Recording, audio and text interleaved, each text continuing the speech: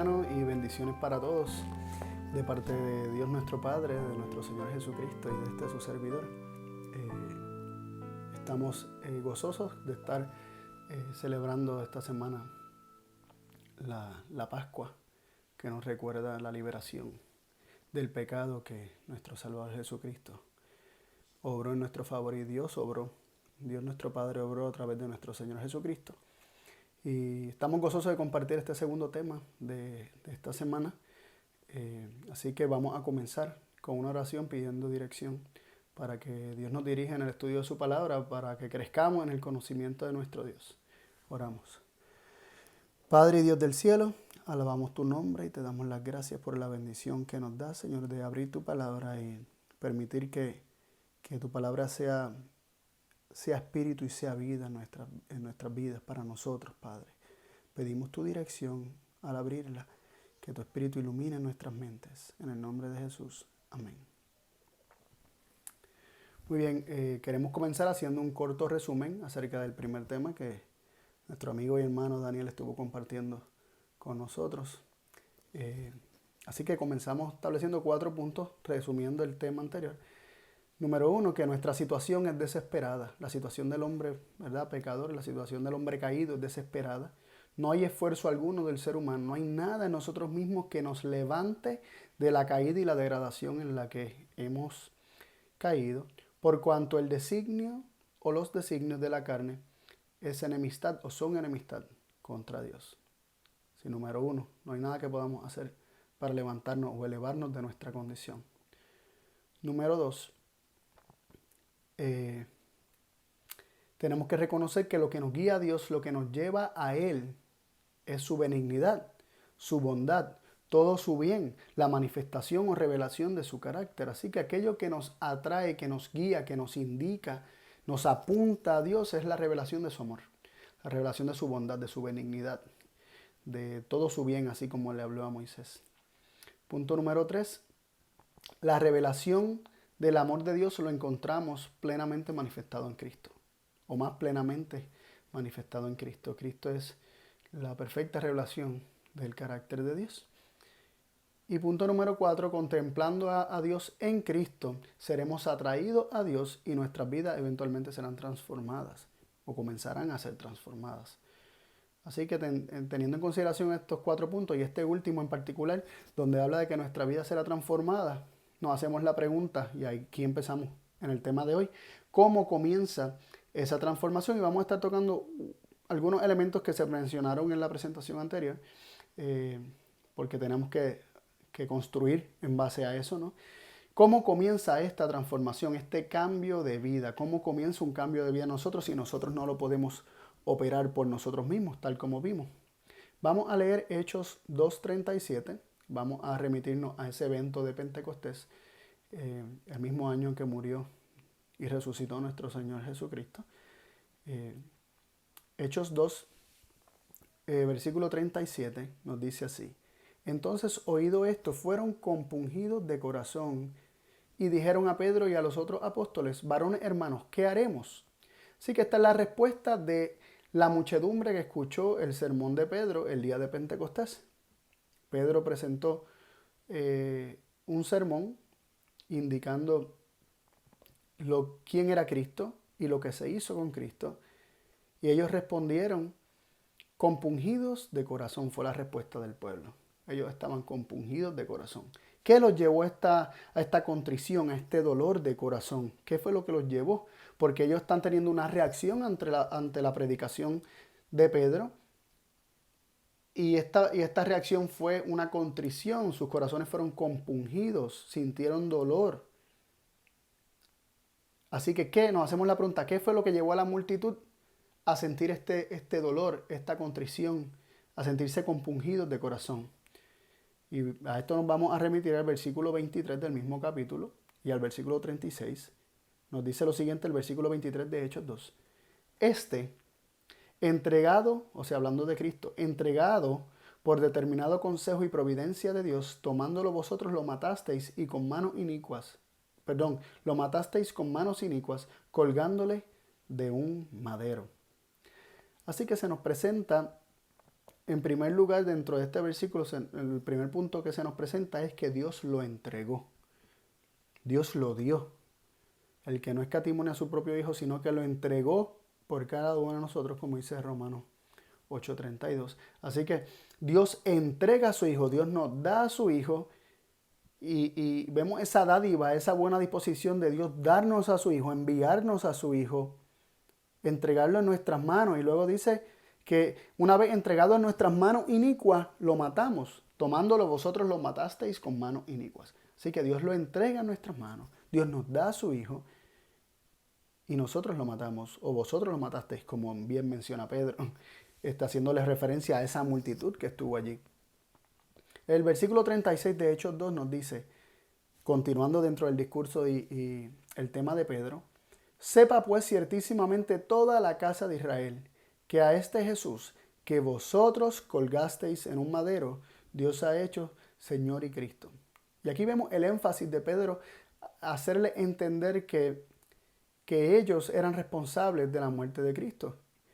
Y cuando decimos esto, tenemos que considerar que allá habían gente de todas partes del mundo que no habían necesariamente estado presentes para la crucifixión de Cristo. Sin embargo, Pedro le está diciendo que ellos mataron, colgaron del madero, mataron a Cristo. Y esto obviamente tenemos que considerar para poder entender por qué Pedro les dice esto y por qué ellos realmente esto trabaja en su mente y se sienten compungidos de corazón, se sienten contritos. Es que se sienten responsables de la muerte de Cristo. Y Pedro trató de hacerles ver que ellos eran responsables de la muerte de Cristo. Y vamos a Isaías 53, versículo 5. Mas él herido fue por nuestras rebeliones, molido por nuestros pecados. El castigo de nuestra paz fue sobre él y por su llaga fuimos todos curados. Mas él herido fue por nuestras rebeliones, molido por nuestros pecados. Nuestros pecados fueron lo que lo molieron, nuestros pecados fueron lo que lo torturaron en la cruz. Y esto es lo que Pedro está tratando de presentar. Ellos, aunque con sus manos no fueron los que lo mataron, fueron responsables de la muerte de Cristo, porque lo que realmente mató a Cristo en la cruz, aunque dice manos inicuas, sí, las manos inicuas manifestaron la crueldad que había en sus corazones en contra del Hijo de Dios. Sin embargo, muchos de estos que estaban allí presentes, con sus propias manos, literalmente, no lo crucificaron, no lo colgaron del madero. Y lo colgaron del madero, o lo han colgado del madero en sus corazones, ¿no? Crucificamos a Cristo en nuestros corazones. Cada vez que pecamos, volvamos a crucificar nuevamente a Cristo y los ponemos a vituperio, como nos presenta Hebreos capítulo 6, verso 6. Así que Pedro le está haciendo ver que son sus pecados, que son ellos responsables a través de sus pecados de la muerte del Hijo de Dios. Y ellos, siendo confrontados con sus pecados, al ver la bondad de Dios que les dio a su Hijo, que les entregó a su Hijo, y cuando Dios nos ha dado a su Hijo, nosotros lo que hacemos o lo que hemos hecho es crucificarle, ignorarlo, rechazarlo, maltratarlo. Somos confrontados con nuestra maldad. Vemos su bondad y esta bondad nos expone nuestra maldad. Así que vemos que la convicción de pecado de estas personas vino como resultado de ver el amor de Dios, que entregó a su Hijo, que no lo escatimó, sino que lo entregó por cada uno de nosotros, y a cada uno de nosotros porque dice que lo entregó en nuestras manos, en manos inicuas. Y yo tengo manos inicuas porque yo soy un pecador. Y eso significa que yo he crucificado al Hijo de Dios y yo soy responsable de la muerte del Hijo de Dios. Cuando yo veo esa bondad, que yo siendo un pecador, Dios entregó a su Hijo, no solamente por mí, sino que me lo entregó a mí, me lo dio, porque de tal manera amó Dios al mundo que ha dado a su Hijo unigénito, lo dio al mundo, y yo soy el mundo, yo soy del mundo, significa que me lo dio a mí. ¿Y qué yo he hecho con él? Lo he crucificado una y otra vez, cada vez que peco, cada vez que lo ignoro, lo rechazo, lo expulso de mi vida y de mi corazón, lo crucifico nuevamente, como mencioné que dice Hebreos 6:6, y lo expongo a vergüenza pública, a vituperio. Y este hecho, lo que hizo esta experiencia, lo que hizo que el pueblo, la multitud reunida allí el día de Pentecostés, fuera compungida de corazón, sintiera esa contrición, se sintieron tristes, porque se dieron cuenta que su caso era desesperado, se dieron cuenta que ellos eran malvados, que eran pecadores. Esto es lo que está en nuestro corazón. Dios envió a su Hijo y nosotros lo matamos. Nosotros nos deshacemos de Él, menospreciamos ese don. Despreciado y desechado. Hemos despreciado y desechado al Hijo de Dios una y otra vez. Y de esto somos culpables todos. Y si nosotros no reconocemos esto, somos los más miserables porque nuestro caso es desesperado. Nuestro caso no hay manera de que Dios nos rescate si no reconocemos nuestra condición. La próxima pregunta que nos debemos hacer es, ¿cuál es la pregunta que hizo el pueblo, la multitud, y hace el hombre cuando se siente compungido, contrito o triste por su pecado? Esta pregunta la vemos en el mismo versículo de Hechos 2:37.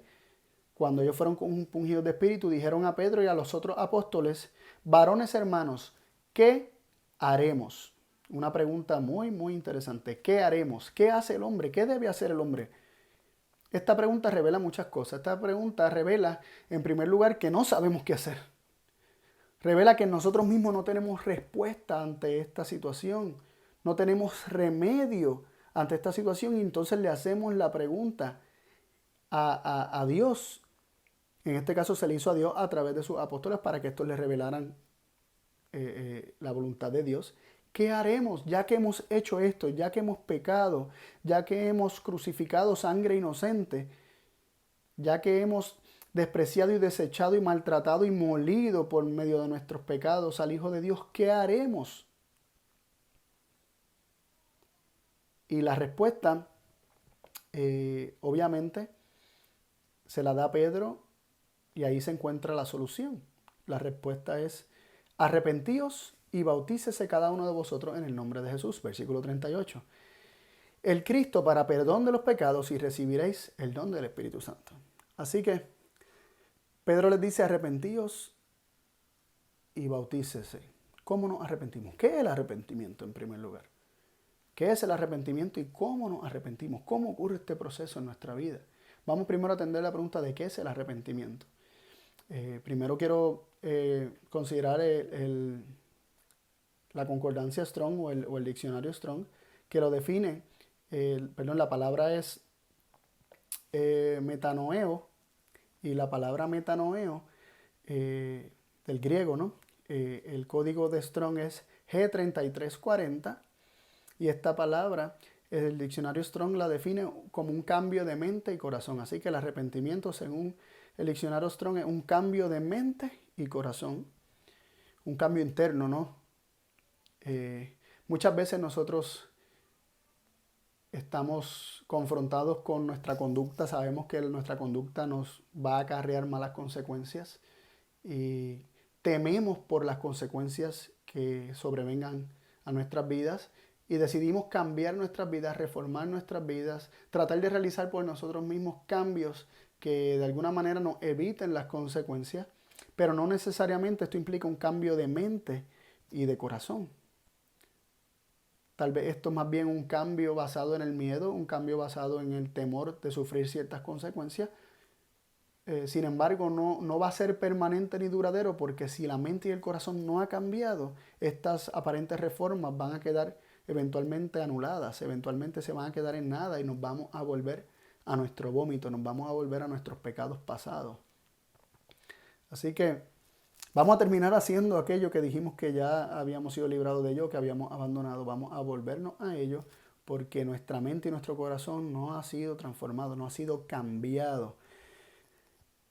Pero más allá de la definición que nos dé el diccionario Strong acerca de la palabra griega metanoeo, vamos a considerar la misma Biblia y cómo la misma Biblia define el arrepentimiento. Y podríamos citar un sinnúmero de versículos. Por motivos de tiempo y espacio nos vamos a limitar a 2 versículos que uno con otro explican lo que es el arrepentimiento de manera muy simple y sencilla. Y concuerda con la definición que dice Strong. Así que vamos a ver en el libro de Jonás, capítulo 3, verso 10, nos dice lo siguiente. Y vio Dios sus obras, las de Nínive, porque se convirtieron de su mal camino y se arrepintió, o sea, Dios, del mal que había dicho que les había de hacer y no lo hizo. Dios les había advertido que iban a ser destruidos. Entonces ellos se convierten de su mal camino y entonces Dios dice aquí que se arrepiente de lo que había dicho que iba a hacer. Así que interesante que ellos se convirtieron de su mal camino y ahí es donde nos queremos concentrar, en la actitud de Nínive. Dicho sea de paso, tengo que aclarar que el arrepentimiento de Dios no es el arrepentimiento del hombre. Cuando la Biblia muchas veces habla de que Dios se arrepintió, realmente habla de que Dios se condolió o le pesó, porque la Biblia también enseña que Dios no es hombre para que se arrepienta, porque Dios, en Él no hay mudanza ni sombra de variación. Él no necesita cambiar de manera de pensar. Eso es lo que implica el arrepentimiento. Y la palabra que se utiliza muchas veces para arrepentimiento de Dios también podría implicar que le dolió en su corazón, le pesó, le causó pesar, se condolió de alguna cosa, ¿no? En este caso, le dolió lo que habrían de sufrir si Él los entregaba a la destrucción. Y entonces Dios, como ellos se convirtieron de su mal camino, pues decidió no entregarlos a la destrucción. Así que, punto clave, Nínive se convirtió de su mal camino, nos dice la Biblia, se convirtió de su mal camino. Entonces Lucas 11:32, Jesús hablando acerca de Nínive, dice lo siguiente: los hombres de Nínive se levantarán en el juicio contra esta generación y la condenarán, porque a la predicación de Jonás se arrepintieron, y aquí más que Jonás en este lugar. Así que Jesús reconoce, no solamente confirma que estas personas reaccionaron positivamente a la predicación de Jonás, sino que dice que se arrepintieron, igualando la conversión, como nos dice el libro de Jonás capítulo 3 versículo 10, que se convirtieron de su mal camino, lo iguala al término o al proceso del arrepentimiento. Así que el arrepentimiento, siendo un cambio de mente y de corazón, realmente es una conversión, porque tu mente, tus pensamientos se convierten en otros. Eres mudado, somos mudados cuando nos arrepentimos en otro hombre. En otras palabras, hay un cambio en nuestra mente y nuestro corazón al punto que somos diferentes, actuamos diferente, pensamos diferente, vemos las cosas de manera diferente.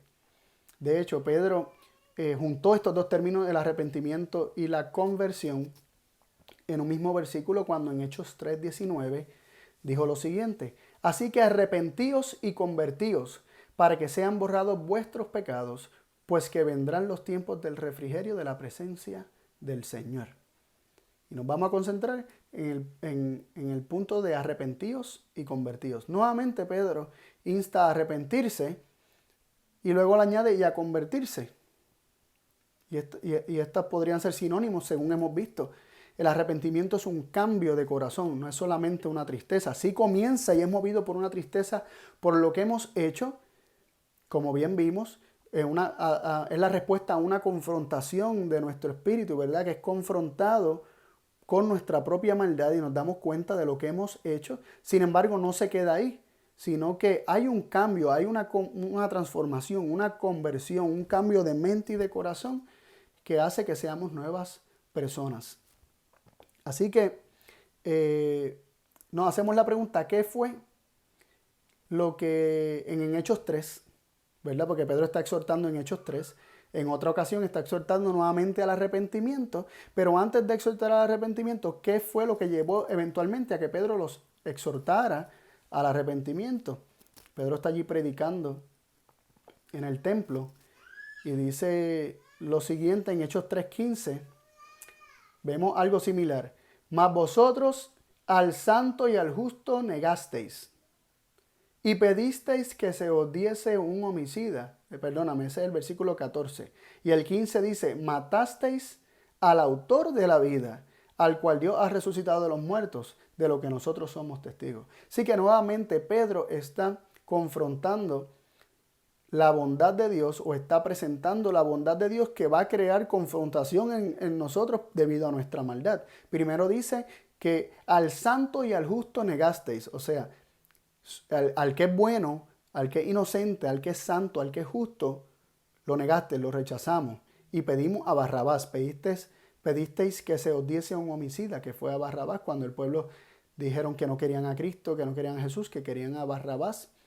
Y Pedro está diciendo, escogisteis a un homicida y rechazaste al santo y al justo, aquel que jamás cometió violencia, que no cometió pecado, que jamás hubo violencia en su boca ni en su vida, en lo absoluto. A ese matasteis, a ese negasteis, y luego dice, y matasteis al autor de la vida o al príncipe de la vida, al cual Dios ha resucitado de los muertos, de lo que nosotros somos testigos.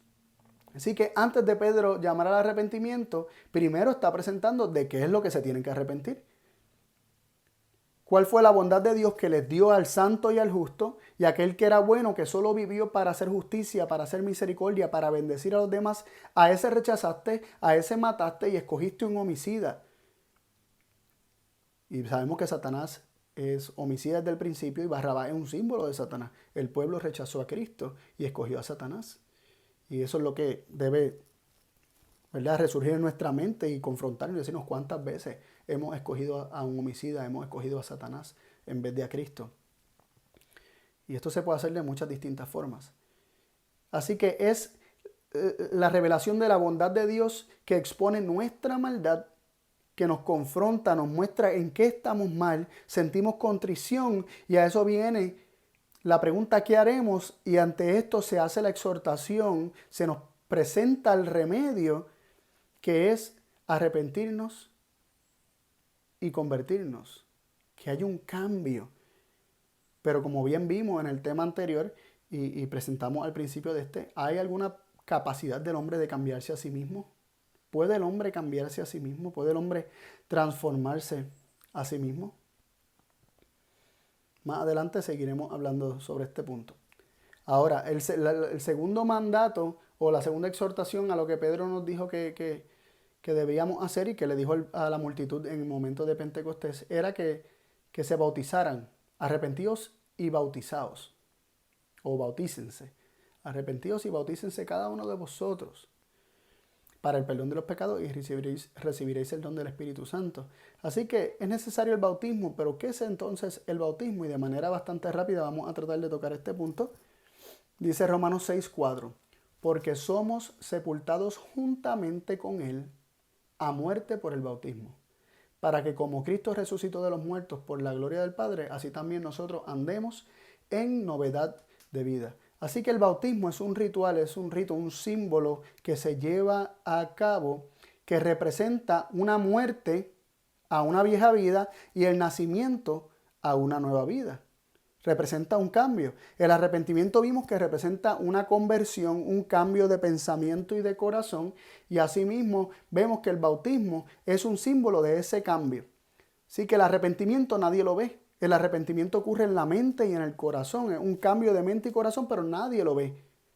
Pero nosotros testificamos y confesamos lo que Dios ha hecho en nosotros, la obra de ese cambio, de esa transformación que Dios hace en nosotros, lo confesamos a través del bautismo, testificando que hemos muerto una vieja vida, que aquel que éramos ya no somos y hemos nacido a una nueva criatura en Cristo Jesús. Así que el bautismo es un símbolo visible de la realidad invisible, del cambio de mente y de corazón, de la conversión, de ese arrepentimiento, de esa transformación que ocurrió en nuestra mente y en nuestro corazón. Y esto implica que aquellas cosas que antes en nuestra vieja vida veíamos como buenas y agradables y deleitosas, ¿verdad? Y era el pecado y no lo veíamos de esa manera, sino que nos deleitábamos en el pecado, ahora comienzan a ser repugnantes a nuestra vista.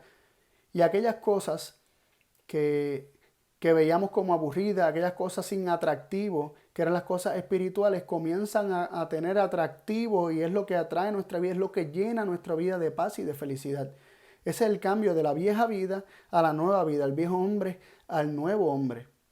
Así que este es el cambio, es un cambio de gustos, es un cambio de nuestro corazón, ¿no? De lo que amamos, de aquello que nos atrae, de aquello que nos gusta, de aquello que representa para nosotros la vida y lo que representa para nosotros la muerte. En nuestro viejo hombre vemos el pecado como aquello que nos da gozo y vida. Después nos enteramos que nos da muerte y eventualmente comenzamos a mirar a Cristo después, más adelante, cuando somos cambiados en otro hombre, vemos a Cristo como aquel que es nuestra vida y vemos el pecado como la muerte, ¿no?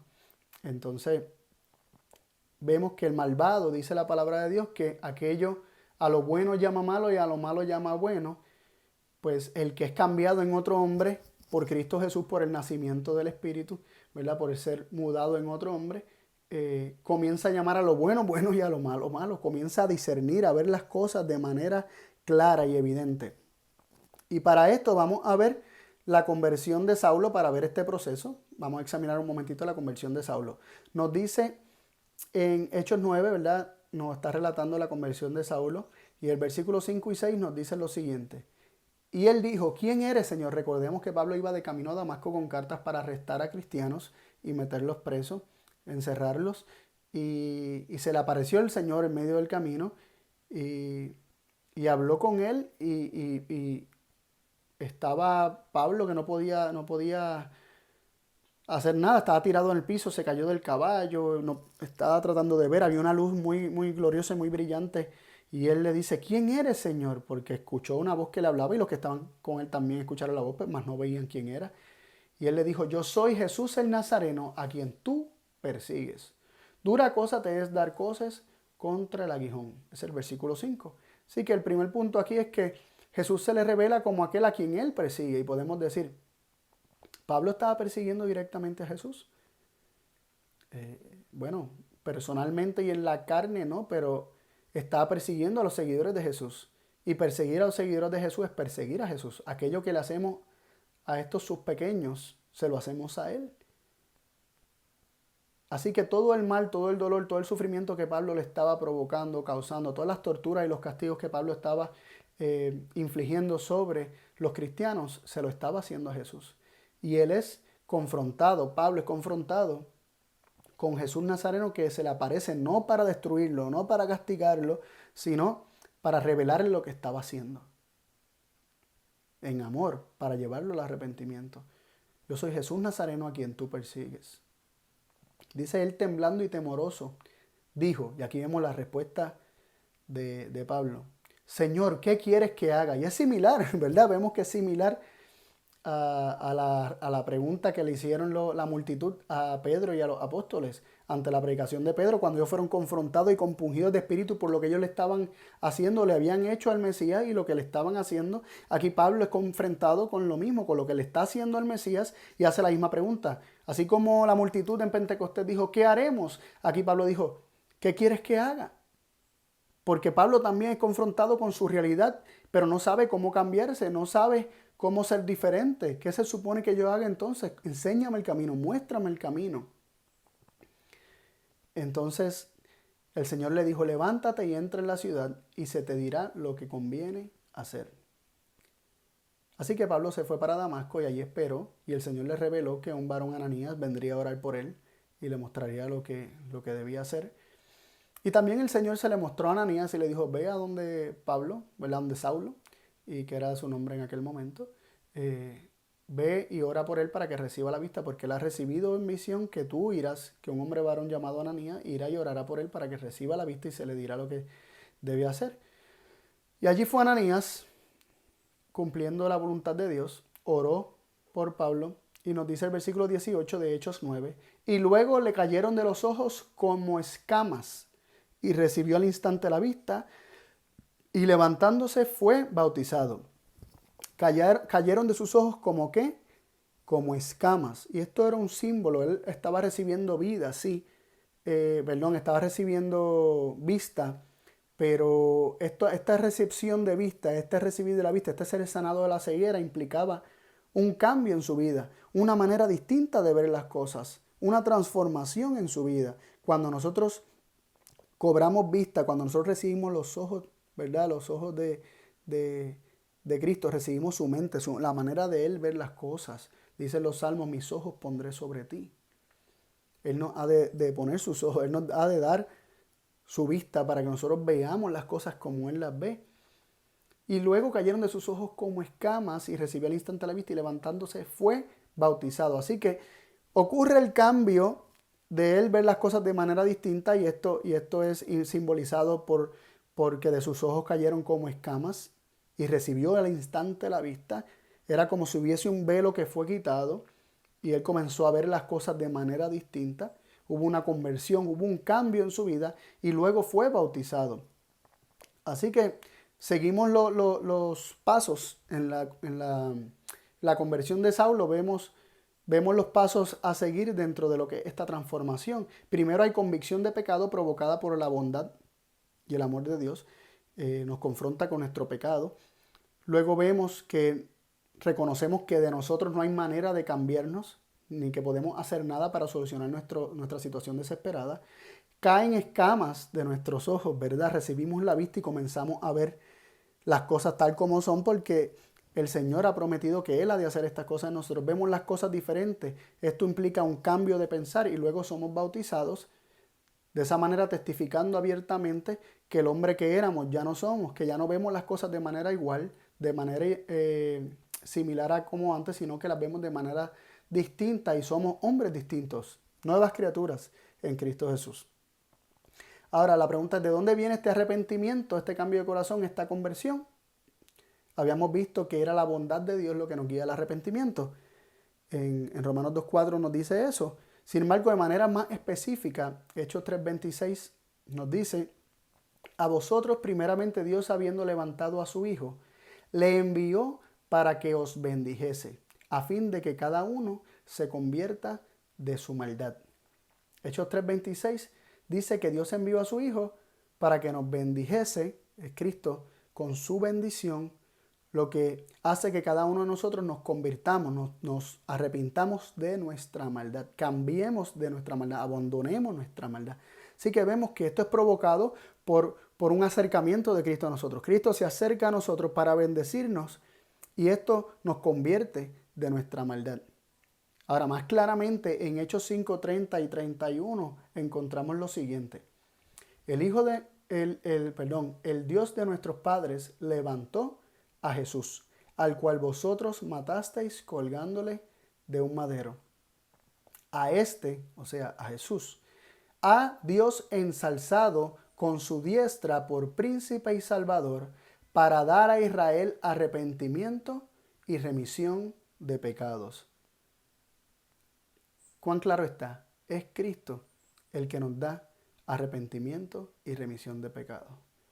Dios lo ensalzó con su diestra como príncipe y salvador para dar a Israel arrepentimiento y remisión de pecado o perdón de pecado. Es Cristo quien da a Israel, quien da a su pueblo, quien da al hombre arrepentimiento y perdón de pecados. Así que el arrepentimiento, este proceso, este cambio, no lo podemos fabricar por nosotros mismos, es un don de Dios. La palabra nos dice que Cristo fue enviado por Dios para que nos bendiga y nos convirtamos, nos arrepintamos de nuestra maldad. Y luego nos dice que Dios envió a su Hijo, lo ensalzó como príncipe y salvador para que diera a Israel arrepentimiento y remisión de pecados. Cristo es el que da el arrepentimiento. Cristo es el que obra el arrepentimiento en nuestras vidas. El arrepentimiento viene de Cristo. No podemos esperar arrepentirnos y cambiarnos por nosotros mismos para luego ir a Él.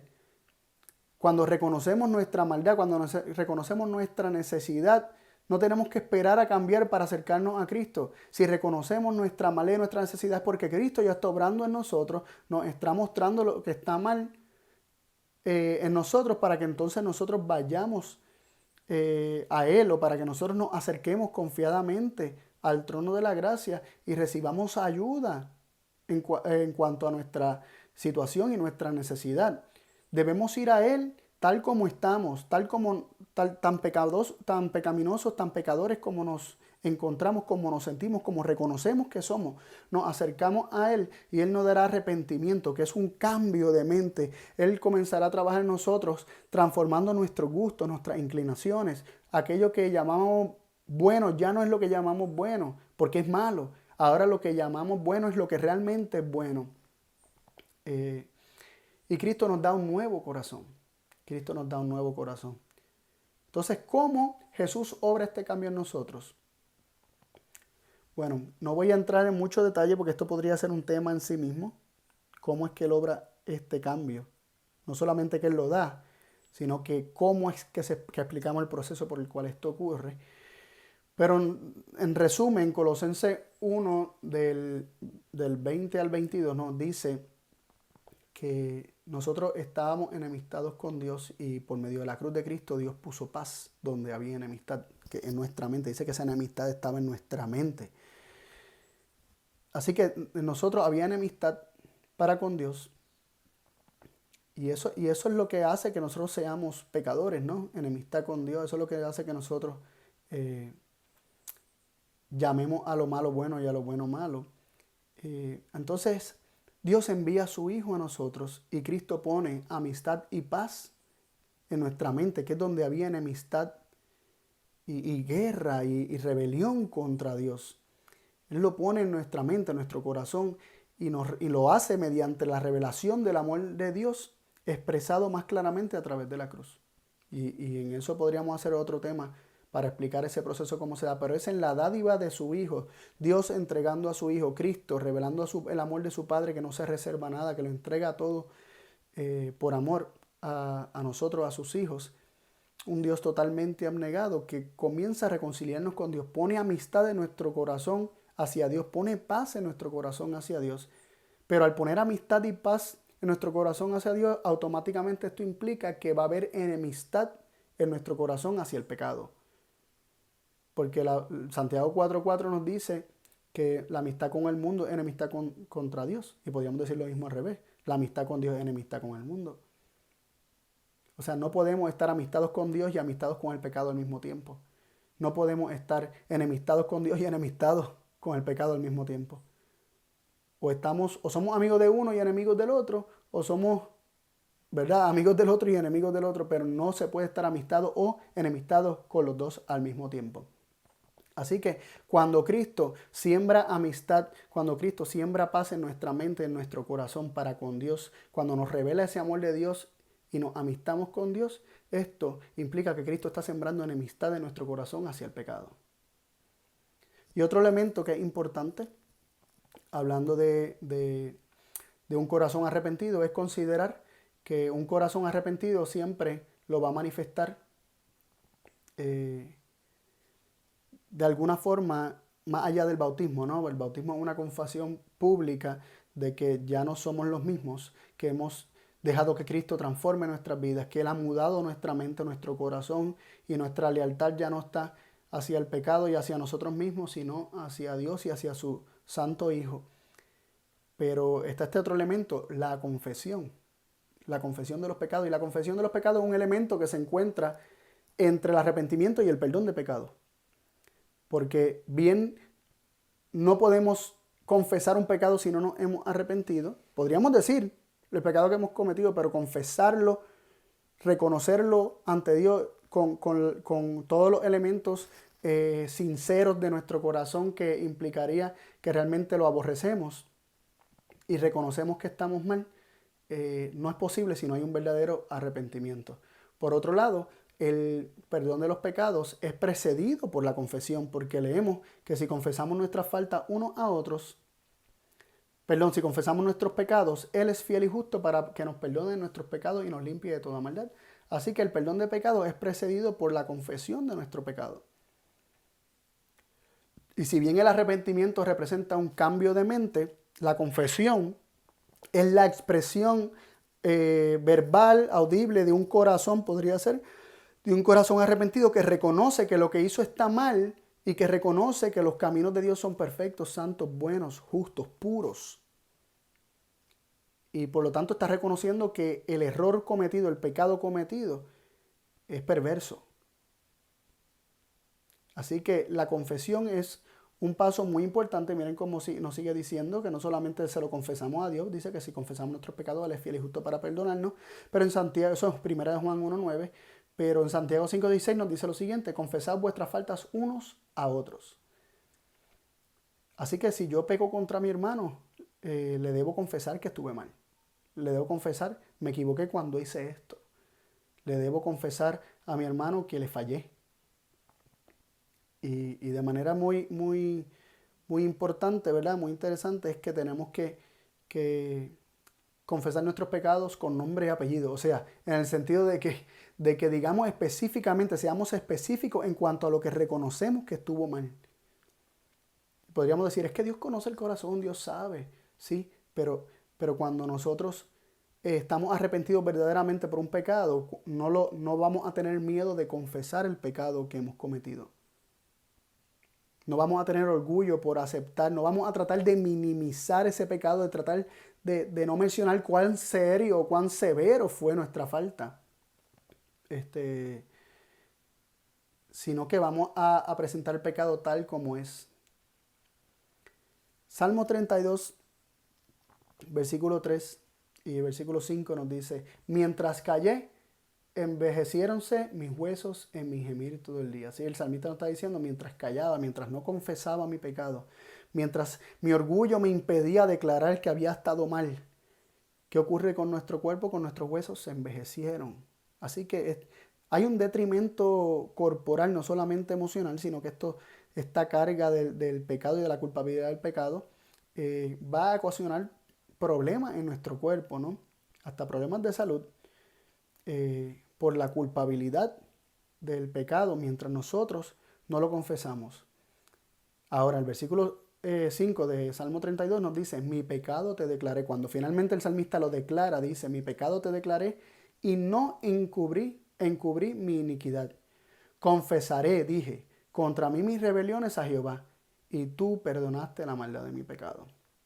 Así que vimos que Dios, cuando confesamos nuestros pecados, Él es fiel y justo para perdonarnos. Aquí vemos que si lo callamos, que siempre esto ocurre por orgullo, por no reconocer que estuvimos mal, mientras lo callamos, mientras nos encerramos en nosotros mismos, tratando de justificarnos a nosotros mismos, nuestra culpabilidad nos ha de afectar emocional y físicamente también.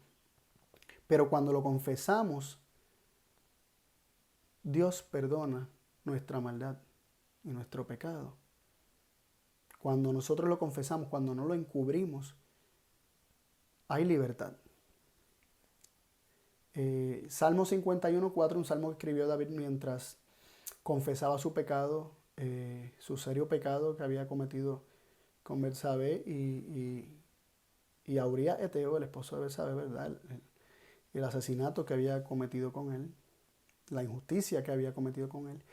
David está confesando su pecado en Salmo 51:4 dice, a ti solo he pecado y he hecho lo malo delante de tus ojos, porque seas reconocido justo en tu palabra y tenido por puro en tu juicio.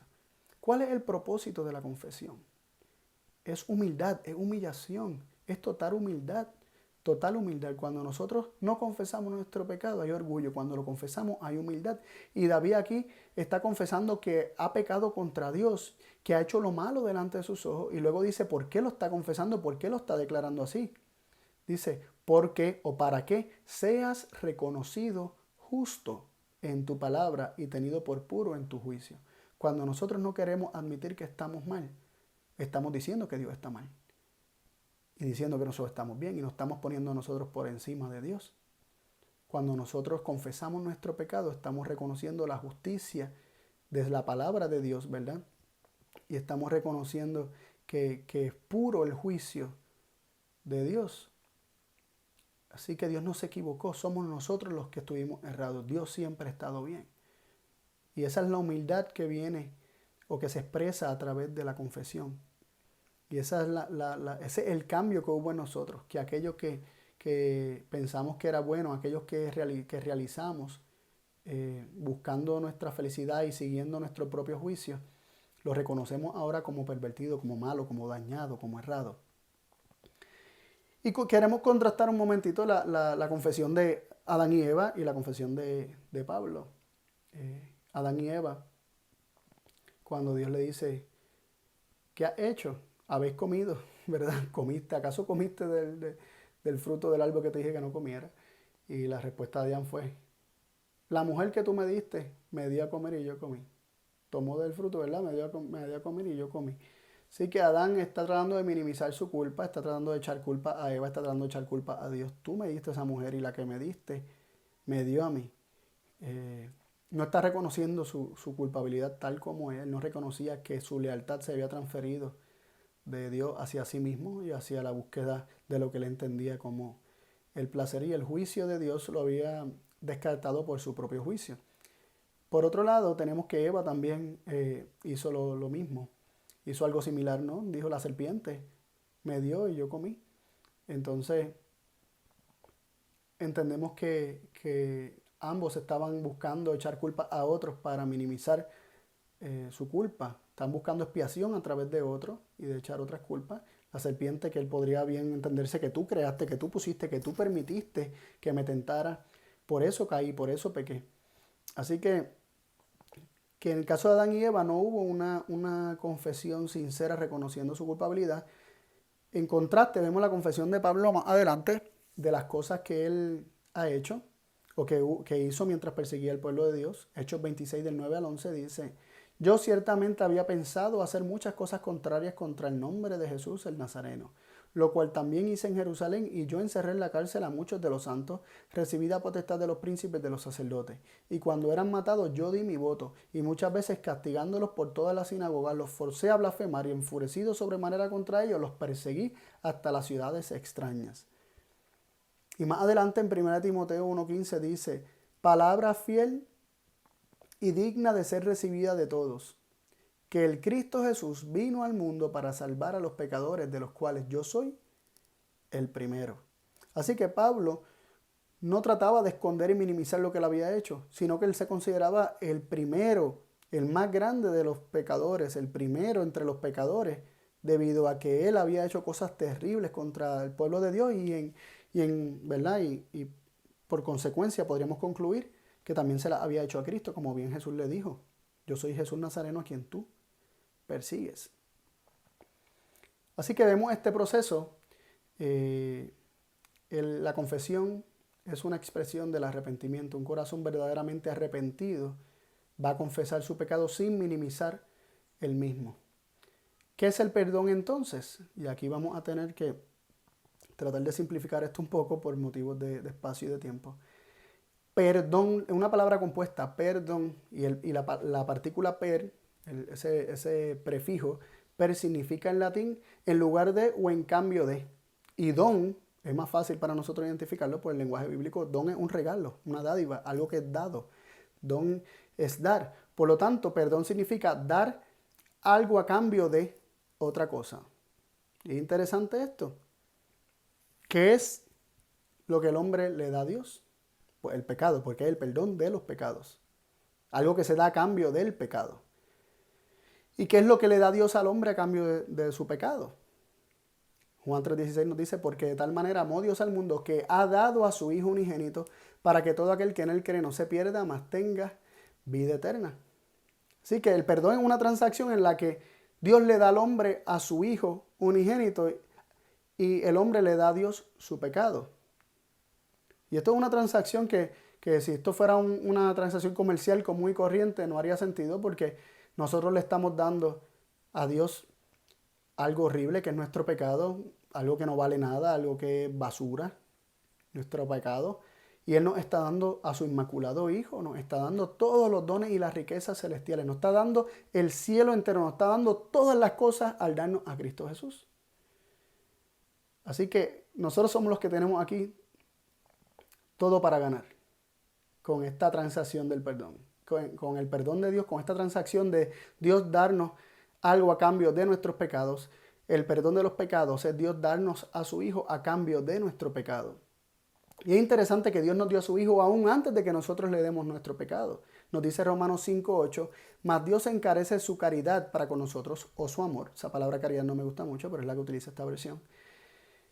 Dice: mas Dios encarece su caridad o su amor para con nosotros, en que siendo aún pecadores, Cristo murió por nosotros. Dios dio a su Hijo siendo nosotros pecadores, estando nosotros en nuestros pecados. Nosotros estando todavía muertos en nuestros pecados, nosotros estando todavía aferrados a nuestros pecados, Dios nos dio a su Hijo.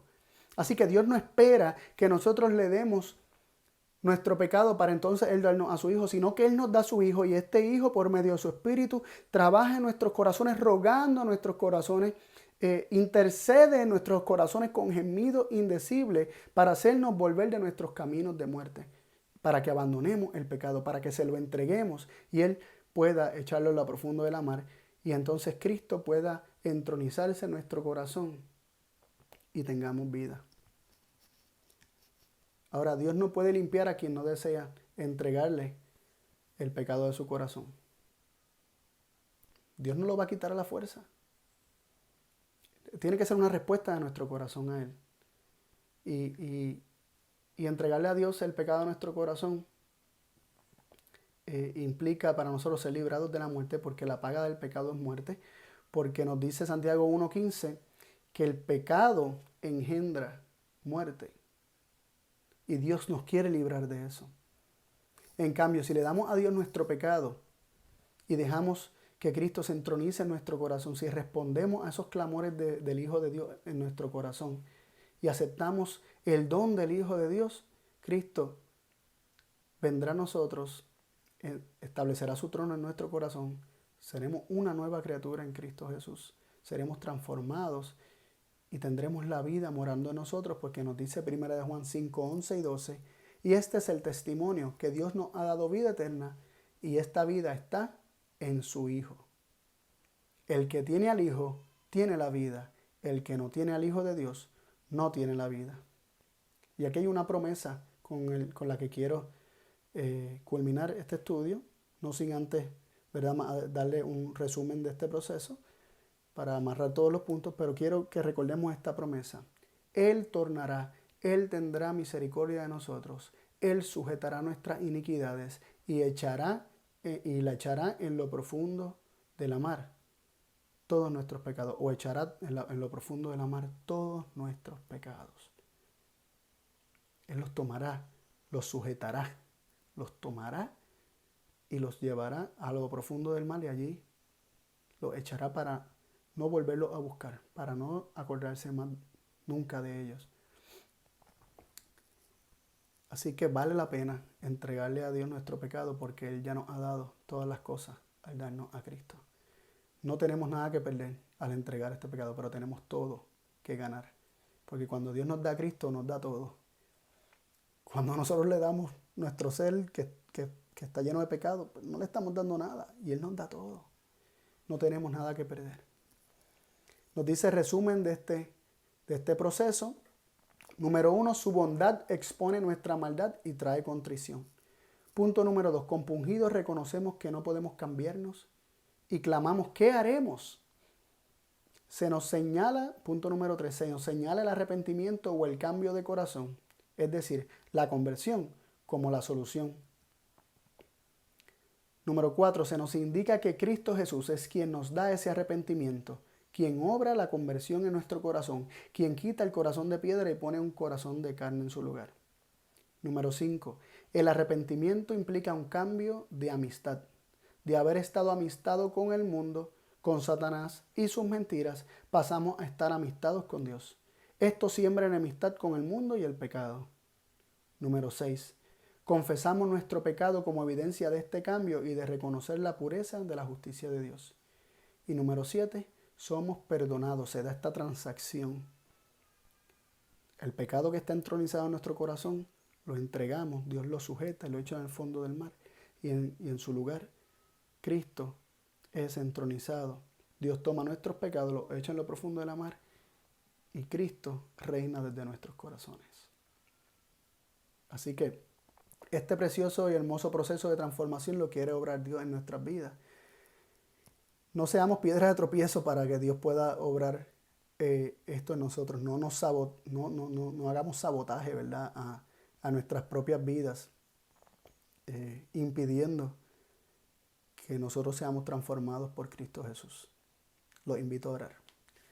Padre y Dios del cielo, gracias por tu palabra que es viva y eficaz. Tu palabra que nos muestra la verdad de aquello que tú deseas hacer en nuestro corazón, que nos muestra de aquello de lo que tú nos quieres salvar, y también nos señala de manera hermosa esa vida eterna que está en Cristo, que es lo que tú quieres que cada uno de nosotros tengamos al tener a Cristo en nuestros corazones. Rogamos, Dios, que tu bendición nos alcance a nosotros, a los nuestros, a tus hijos en la ancha faz de la tierra, y que cada uno de nosotros, Señor, podamos recibir a Cristo en nuestro corazón y el Espíritu de Cristo en nuestro corazón nos haga clamar: Abba, Padre. En tus manos ponemos nuestras vidas, Señor. Transfórmanos en el nombre de Jesús. Amén. Dios les bendiga.